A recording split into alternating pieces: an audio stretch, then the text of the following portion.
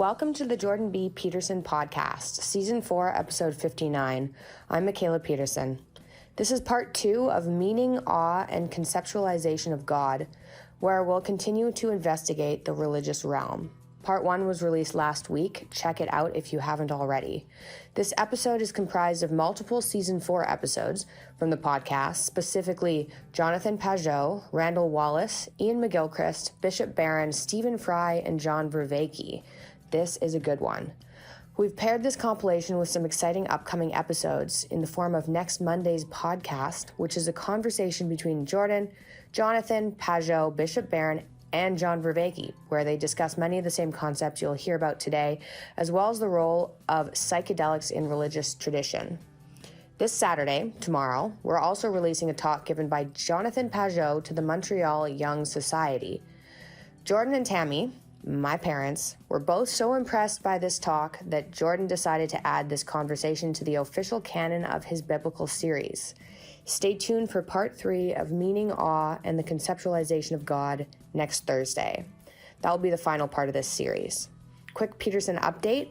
We're in Cambridge and London in the UK. It is so wonderful to be with family and not have to worry about health.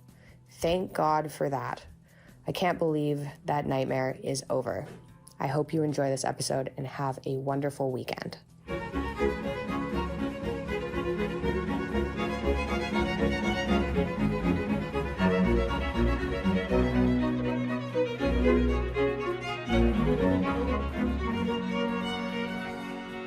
Where does your insistence that values are part of the structure of being, where does that find its limit?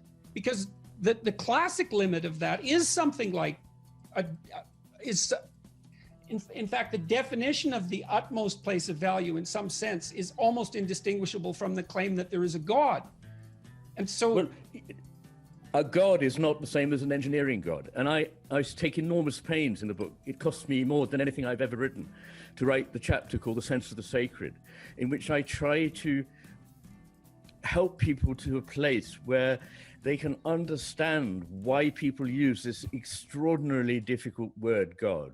You know, it's not a satisfactory term, but it's the term we have to name an aspect of our experience that if we don't name it, disappears from our lives. And that's not to say that there isn't something there that merits whatever we mean when we say divine. I mean, we haven't defined what we mean by divine. And we're back in the nets of language. We're trapped in the nets of language, as Schelling said. But what I'm suggesting is that, as Whitehead suggested, and come on, Whitehead was also the co-author with Russell of the Principia Mathematica. He wasn't a fantasist. He had this, I think, incredibly deep idea that whatever one likes to call the divinity, God, whatever, is the thing that the cosmos has relation with. Relation is at the core of being. I even argue that relation is prior to the relata, prior to the things that are related. That sounds nonsense. How can you relate? How can you have a relation if there isn't anything yet to relate? But there's a wonderful image called, in Indian mythology, called Indra's net, which covers the universe. And in it, the idea is that the filaments of the net exist before the net, before the crossing points, which are the things we see. And on those crossing points, there are little gems which reflect every other gem in the net. Now that would take a very long time to unpack, but perhaps it can set things going in people's minds. But the idea I have... A gesture to the right hemisphere. is that relation is prior to anything at all, really. And that therefore the whatever we mean by God and whatever we mean by the cosmos are in some sort of dynamic relation, which is an evolving one, in which the outcome is excitingly not known. If it were known, it would all be some horrible, possibly sadistic play by an almighty, all-knowing God. I mean, and look, I'm going to be talking to Rowan Williams shortly, but I don't want to go into all that I mean by that. I don't think God is omniscient and omnipotent, but I don't think he's not either. Just in the same way, I don't think he's green and I don't think he's not green. I think the terms are wrong, but we can go there if we want, and later or another day. But the thing, what I'm really saying is that God is discovering, becoming, unfulfilling whatever God is through the relationship, which classically in most religions is described as love, which is after all just like a form of gravity in the world of life and emotion, rather than just in the world of the so-called inanimate. So that therefore we are coming into being, God is coming into being, and we're necessary to one another's coming into being. It's not that God does a bit to us and then we do a bit back to God. It's like, I've read a very good book, I keep mentioning it, by a young microbiologist in America called Kriti Sharma, called Interdependence.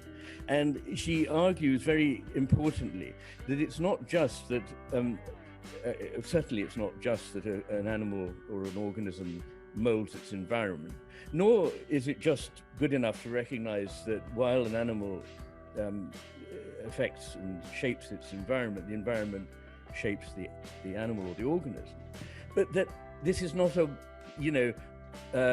turn by turn process. It's not that the animal shapes the environment, which would then, in its turn, shapes the animal. It's an entirely simultaneous process of coming into being, of co-creation, if you like. Now, this idea of simultaneous coming into being is an ancient one, but I think it's a very deep one philosophically and a very important one. So that accounts for your objection to the idea of the omniscient determining God. Absolutely, absolutely, because the God has God would have no creation. Creation is not really just the unfolding of something that's already there. The idea of negative theology is you fundamentally, I wonder if this is like Jung's circumambulation. You fundamentally understand God by saying what God is not, but not, of course, randomly, right? What you're trying to do is... Oh, that's sort of like the God of the gaps. Well, no. Oh, sorry. No, don't apologize. We're friends talking. Well, I don't want to derail the conversation. So it's been like this, and it's been wonderful. It feels to me like doing Tai Chi. It's more of a recognition of not of the God of the gaps, but of a recognition how our categorical scheme is always inadequate. So, for example, is God an object? Well, no, that's wrong. Is God a subject like the way we are? No, that's wrong too. That's inadequate. Right. So God escapes our categorical. Right. God is by definition, in some sense, what escapes our categories. Because God is supposed to be the grounding of the intelligibility that makes the categorical scheme possible. At least that's right. But God's also present within the category scheme if it's set up properly. So. Right. So